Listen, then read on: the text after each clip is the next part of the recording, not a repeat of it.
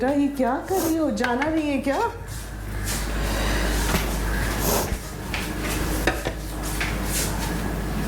रो क्यों रही हो? क्या हुआ है? कुछ नहीं ममानी, बस वो अम्मी याद आ रही थी। आज वो मेरा बहुत इंतज़ार कर रही थी। पता है, सारी शादी के काम उठा कर रखे गए थे मेरे आने पर, लेकिन अरसल ने मना कर दिया। कह रही कि रूमी को डॉक्टर पे लेके जाना है। अरे ऐसे कैसे मना कर सकता है वो?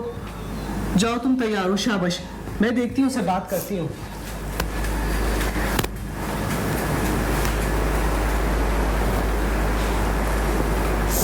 क्या हुआ बेटा, फिर बताओ। तुमने मामा को नहीं बताया? नहीं बाबा, मैंने नहीं बताया मामा। मैं दोस्तों के साथ डिनर पे चले गया।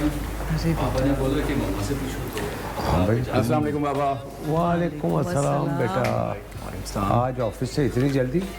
जी बाबा, एक लॉयर के पास जाना था, इसलिए ऑफिस से जल्दी ऑफ ले लिया। आपकी लाइन है ना लॉयर के।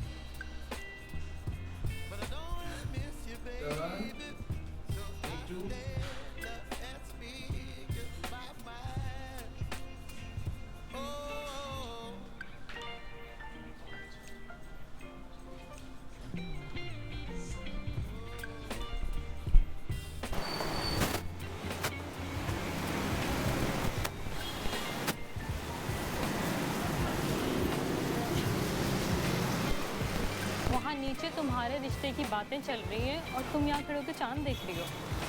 नहीं, ऐसी कोई बात नहीं है। वो बड़ों के बीच में बैठना अजीब सा लग रहा था, तो मैं इसके ऊपर आ गई। अगर मैं तुम्हारी जगह होती ना तो सारी बातें सुनती। वैसे तुम्हें पता है, अम्मी बहुत अच्छी जगह तुम्हारे रिश्ते की बात चला रही हैं। हमीदा आंटी अपनी क्लास की वजह से सबकी हार्ट फेवरेट है। अच्छा, मेरे लिए ये चीज़ें कहाँ मैटर करती हैं? अच्छा, तो फिर क्या मैटर करता है तुम्हारे लिए? रिश्ते, मोहब्बत और खुलूस से बनने वाले रिश्ते। खदीजा भाभी, मैं चाहती हूँ कि मिसेस यास्मीन से आप खाने का पूछे। वैसे तो सब हो गया, लेकिन मज़ीद कुछ एक चीज़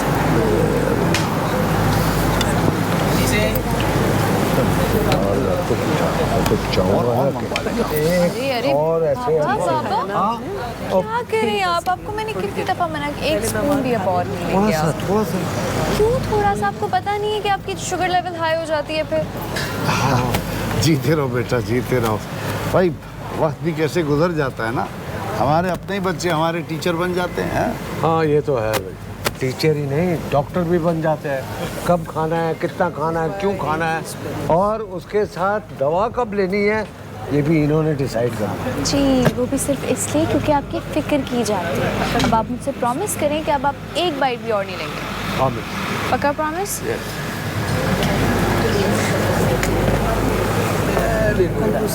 एग्जिट चाहिए बस, एग्जिट।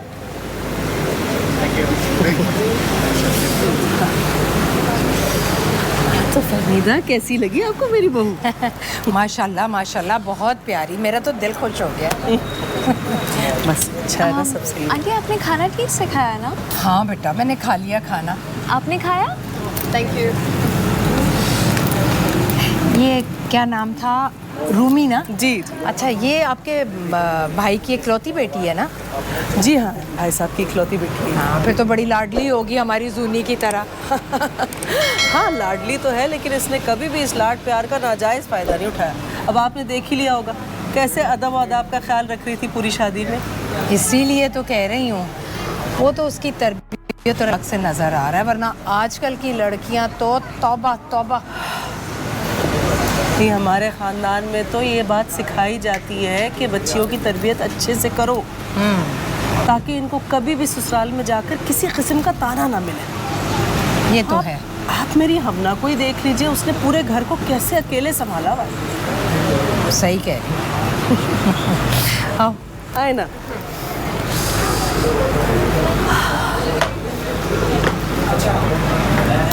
अच्छा ओके 1 2 3 के कुछ खाने के लिए दादू? नहीं मुझे नहीं खाना, मैं घर से खा कर आई थी। अरे नबील, आप लोग यहाँ क्या कर रहे हैं? आए एक फैमिली पिक्चर बनवाते हैं। आ जाए। श्योर। मुझे और नबील को पिक्चर्स बनवाना बिल्कुल भी पसंद नहीं है। आप लोग बनवाएं? ओके ठीक है। Thank you. तुम अगर अपनी जगह से हिले भी ना तो फिर ना कहना। हाँ नहीं बैठा हूँ।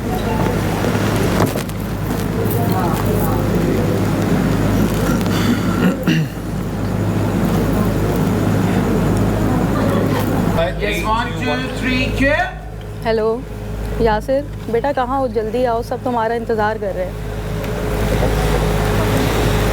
बस आ रहा है अभी। वो इस तरह के इवेंट्स पसंद नहीं करता है तो वो तो स्पेशली मैंने आप लोगों से मिलवाने के लिए बुला लिया उसको यहाँ पे ना। जी आगे आप भी अपनी बेटी रूमी को बुला लें जना, वो भी ये लोग एक दूसरे को देख लेंगे। नहीं, उसकी ज़रूरत नहीं है आंटी। वैसे भी शादी सब बिजी हैं, बाद में देखी जाएगी। मेरी बात तो सुने अरसल बात सुने मेरी। इस तरह वहाँ से आना चाहिए था आपको। अम्मा की दोस्त है, उनको कितना बुरा लगा होगा। बुरा लगता है ना तो लगे। मेरी बहन के लिए ये नमूना मिला था। खुलिया देखा उसका? कम से कम मैं अपनी बहन का उसके साथ तो रिश्ता नहीं करा सकता।